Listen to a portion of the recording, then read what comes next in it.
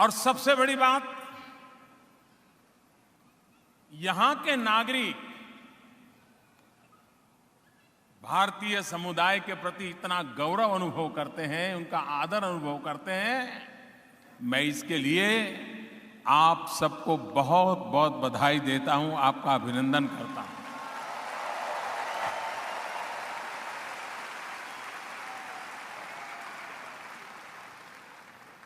आज पूरे विश्व में भारत की जो एक नई पहचान बनी है, भारत की जो एक नई छवि बनी है,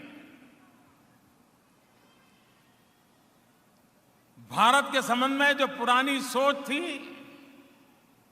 वो बदलने के लिए दुनिया को मजबूर होना पड़ा है। उसका कारण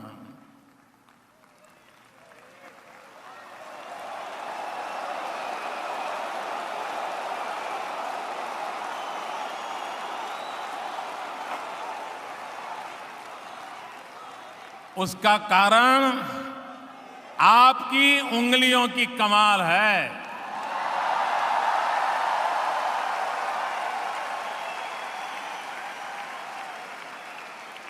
आपने कंप्यूटर के कीबोर्ड पर उंगलियां घुमा घुमा करके दुनिया को हिंदुस्तान की एक नई पहचान करा दी है।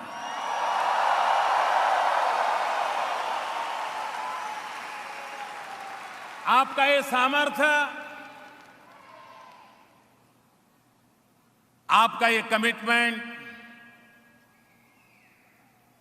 आपके इनोवेशंस, आप यहां बैठे बैठे सारी दुनिया को बदलने के लिए मजबूर कर रहे हैं।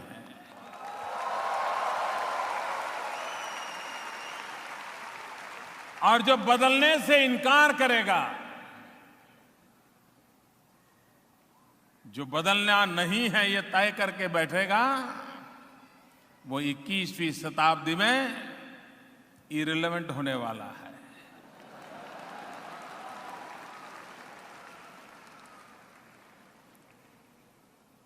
और जब मेरे देशवासी, मेरे देश के नौजवान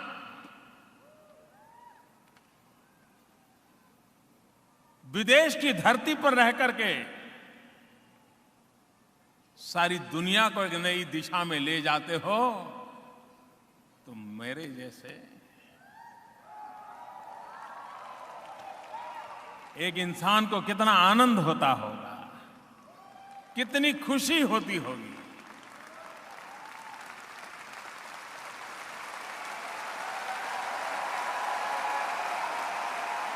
और इसलिए भारत को गौरव दिलाने में, भारत का सम्मान बढ़ाने में, पूरे विश्व को भारत को नए सिरे से देखने के लिए मजबूर करने के लिए आप सबने जो पुरुषार्थ किया है, उसे मैं लाख लाख अभिनंदन करता हूं, बहुत बहुत बधाई देता हूं।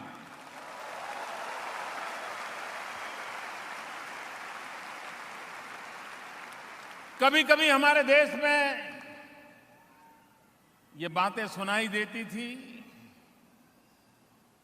भारत में चर्चा भी होती थी, कुछ करो यार, ये ब्रेन ड्रेन रुकना चाहिए,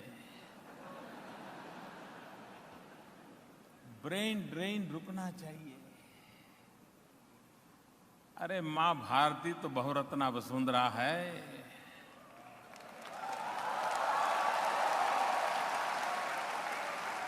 वहां तो एक से बढ़कर एक, एक से बढ़कर एक ब्रेन की फसल होती रहने वाली है।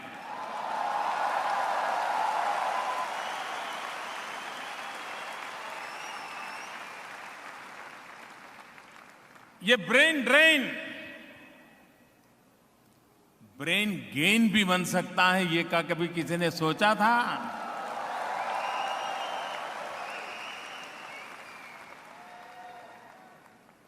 और इसलिए इस सारी घटना को देखने का मेरा नजरिया अलग है।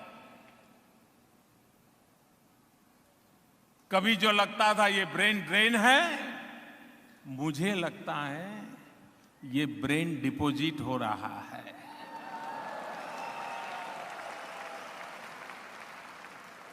और ये जो डिपॉजिट हुआ ब्रेन है वो मौके की तलाश में है।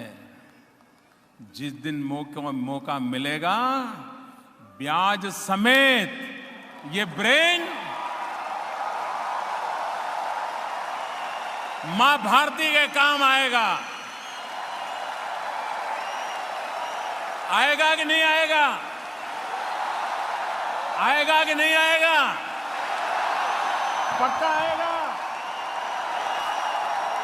और इसलिए ये ब्रेन ड्रेन नहीं है, ये तो डिपॉजिट है। ये बहुमूल्य डिपॉजिट है।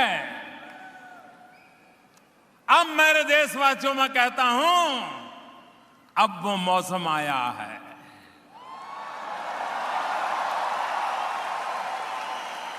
अब वो मौका आया है जहां हर हिंदुस्तानी को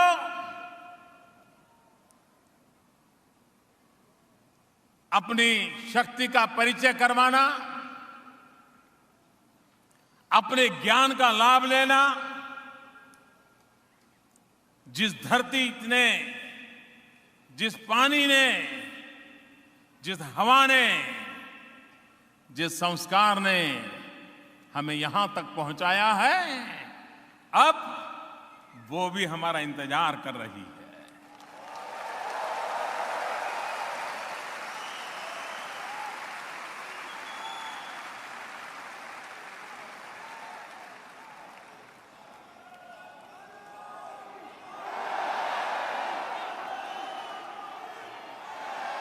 ये वेस्ट कोस्ट, ये कैलिफोर्निया, आज वो आईटी के कारण, हमारी युवा पीढ़ी के कारण, हमारे लोकतांत्रिक मूल्यों के कारण हम एक ऐसे बंधन से बंधे हुए नजर आते हैं। लेकिन अगर इतिहास के जरूर से देखें, 19th सेंचुरी में हिंदुस्तान के मेरे सिख भाई यहां आए और यहां पर किसानी करते थे और हिंदुस्तान का नाता जोड़ दिया।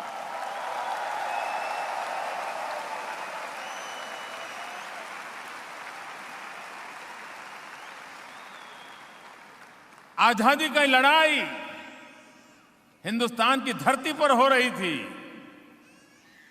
देश को आजादी की ललक हिंदुस्तान में थी, लेकिन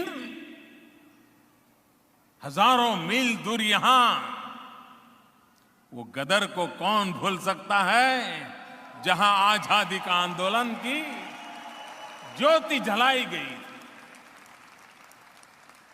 हिंदुस्तान आजाद हो, इसके लिए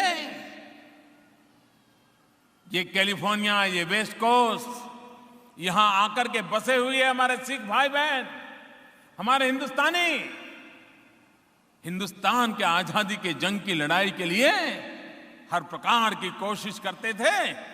ये नाता है। अगर 19वीं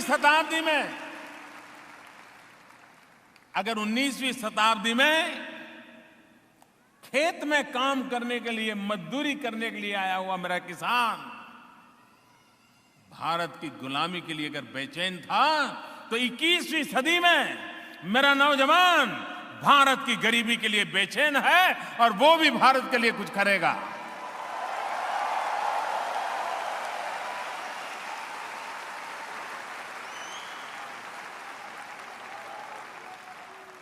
इससे बड़ी प्रेरणा क्या हो सकती है? और यही तो है विशेषता। 1914 गोपाल मुखर्जी, 1914 गोपाल मुखर्जी स्टैनफोर्ड यूनिवर्सिटी के पहले ग्रेजुएट बने थे यहां पर।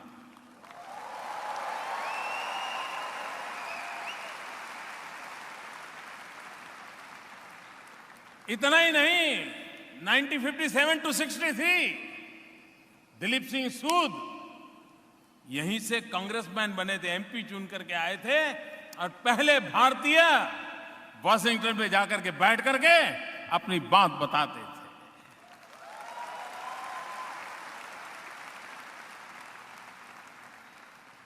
बहुत कम लोगों को पता होगा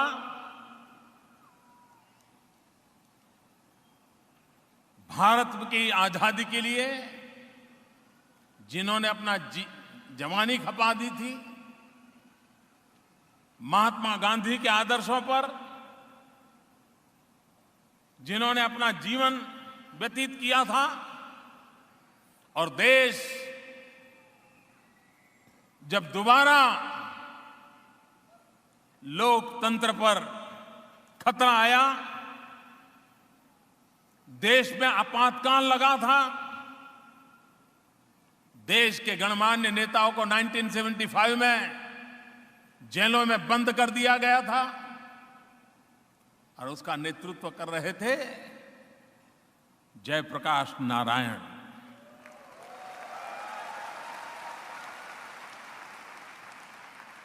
लोकनायक जयप्रकाश नारायण, आप में से बहुत लोगों को पता नहीं होगा, लोकनायक जयप्रकाश नारायण इसी कैलिफोर्निया में पढ़ाई करने के लिए आए थे।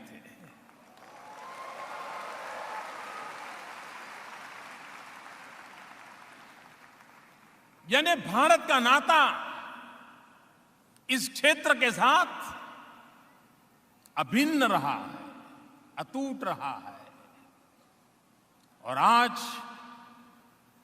एक नए विश्व के निर्माण में भारतीय समुदाय यहां बैठ करके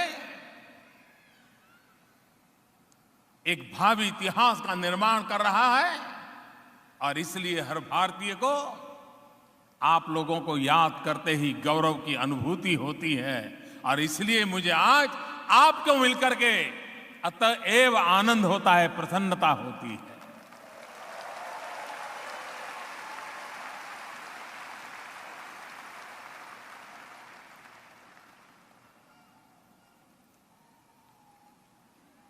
मुझे अब दिल्ली में आए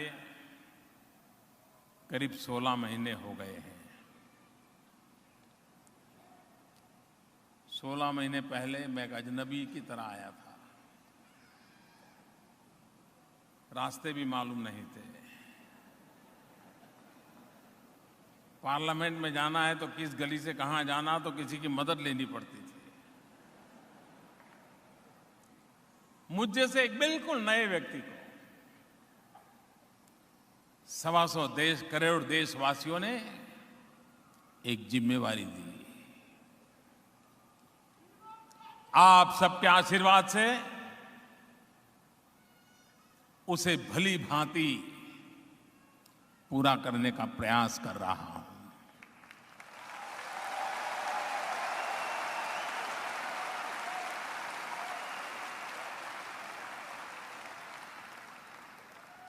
आज पूरे विश्व में दुनिया के किसी भी कोने में जाइए, भारत के प्रति एक आशा और विश्वास के नजरिए से देखा जा रहा है।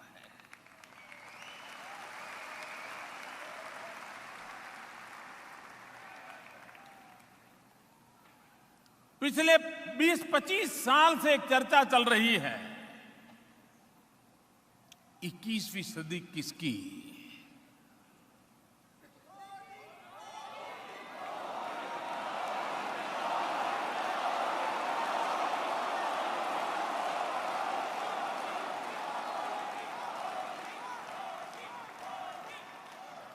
हर कोई ये तो जरूर मानता है कि 21वीं सदी एशिया की सदी है। ये हर कोई मानता है, लेकिन पिछले कुछ समय से अब लोग ये नहीं कहते हैं कि 21वीं सदी एशिया की सदी है। अब लोग कह रहे हैं 21वीं सदी 21वीं सदी 21वीं सदी हिंदुस्तान की सदी है, ये आज दुनिया मानने लग गई है।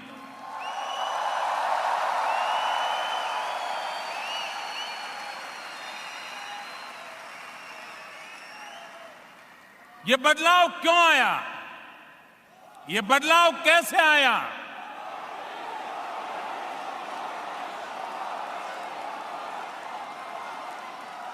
ये बदलाव मोदी मोदी मोदी के कारण नहीं आया।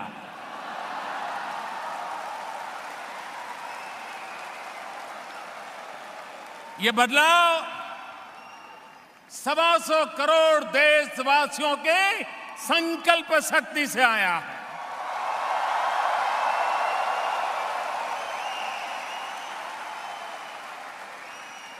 125 करोड़ देशवासियों ने ठान ली है, मन में संकल्प कर लिया है कि अब हिंदुस्तान पीछे नहीं रहेगा।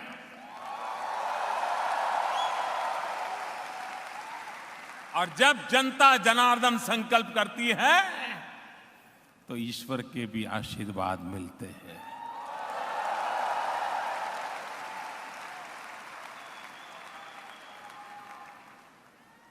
सारा विश्व जो कल तक हिंदुस्तान को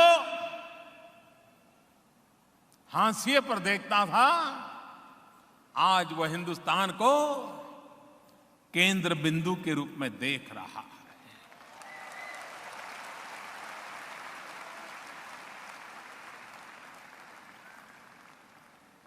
कभी भारत विश्व के साथ जुड़ने के लिए अथाक परिश्रम करता था, पुरुषार्थ करता था। हर किसी ने अपने अपने तरीके से प्रयास किया था, लेकिन आज ऐसा वक्त बदला है कि दुनिया हिंदुस्तान से जुड़ने के लिए लालायित हो रही है।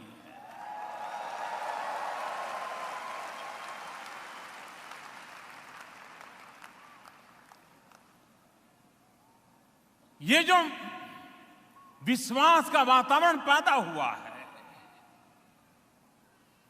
ये विश्वास का वातावरण ही हिंदुस्तान को नई ऊंचाइयों पर पहुंचाने वाला है।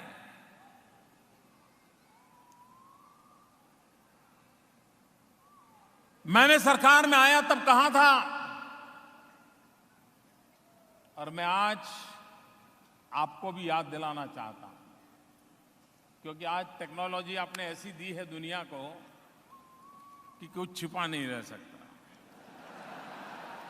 कुछ दूर नहीं रह सकता, और कोई खबर इंतजार नहीं कर सकती। घटना घटी नहीं कि आपके मोबाइल फोन पे आगे टपकी नहीं।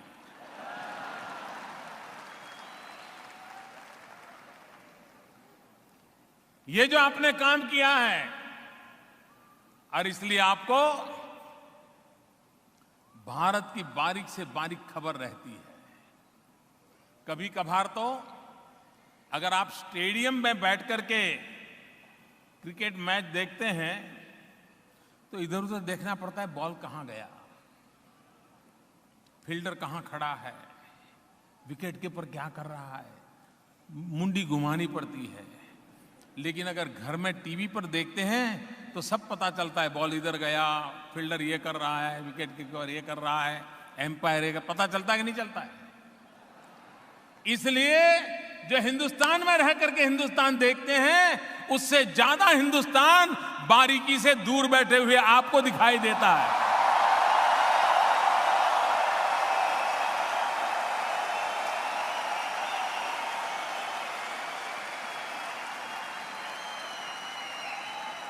आपको हर चीज का पता रहता है, क्या हो रहा है क्या नहीं हो रहा है। और इसलिए आपको यह भी मालूम है कि हिंदुस्तान में क्या हो रहा है, मोदी क्या कर रहा है, मोदी पहले क्या कहता था, मोदी ने क्या किया, सब पता है आपको।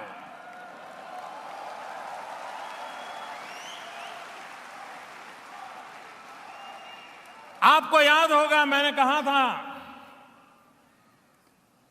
कि मैं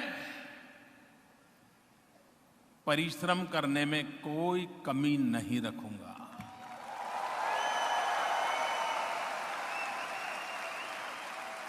125 करोड़ देशवासियों ने मुझे जो जिम्मेवारी दी है, इसके लिए पल पल और शरीर का कण कण मैं 100% काम में लगाए रखूंगा।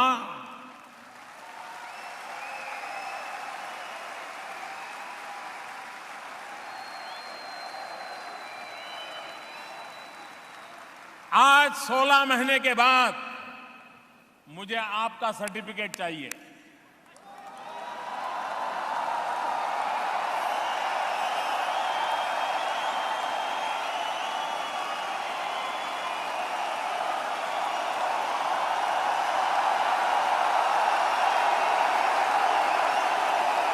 मैंने वादा निभाया,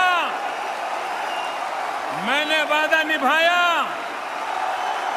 मैंने वादा निभाया।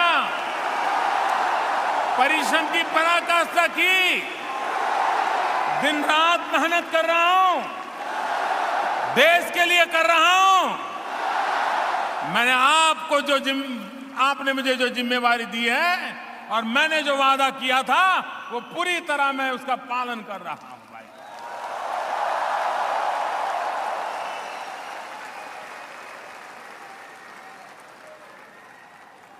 हमारे देश में राजनेताओं पर कुछ ही समय में आरोप लग जाते हैं।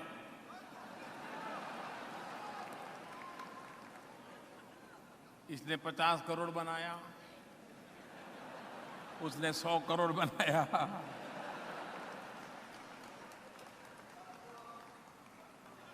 बेटे ने 250 करोड़ बनाया, बेटी ने 500 करोड़ बनाया, दामाद ने 1000 करोड़ बनाया।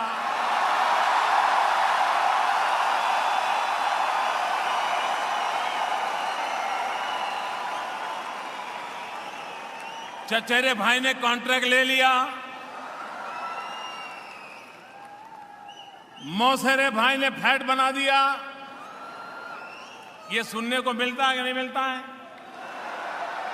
ये सुन सुन करके कान पक गए कि नहीं पक गए? देश निराश हो गया कि नहीं हो गया? भ्रष्टाचार के प्रति नफरत पैदा हुई कि नहीं हुई? गुस्सा पैदा हुआ कि नहीं हुआ? मेरे देशवासियों, मैं आज आपके बीच में खड़ा हूं। है कोई आरोप मुझ पे? है कोई आरोप? आज भी मैं देश को ये विश्वास दिलाना चाहता हूं, हम जिएंगे तो भी देश के लिए, और मरेंगे तो भी देश के लिए।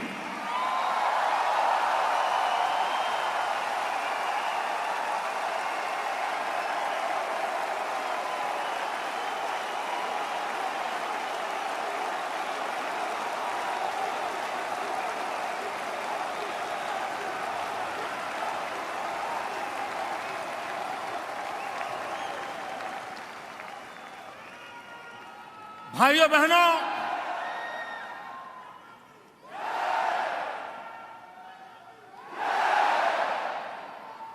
हमारा देश शक्ति और सामर्थ्य से भरा हुआ है। लोग कभी कभी मुझे पूछते हैं, मोदी जी इतना आपका आत्मविश्वास कहां से आता है? आपको कैसे लगता है आपका देश आगे बढ़ेगा? हमारे देश के लोग भी मुझे पूछते, बोले मोदी जी ये हुआ, वो हुआ, डिगना हुआ, आपको चिंता नहीं हो रही, डर नहीं लगता? फिर भी आप कहते रहते हो देश आगे बढ़ेगा। मेरा विश्वास है बढ़ेगा।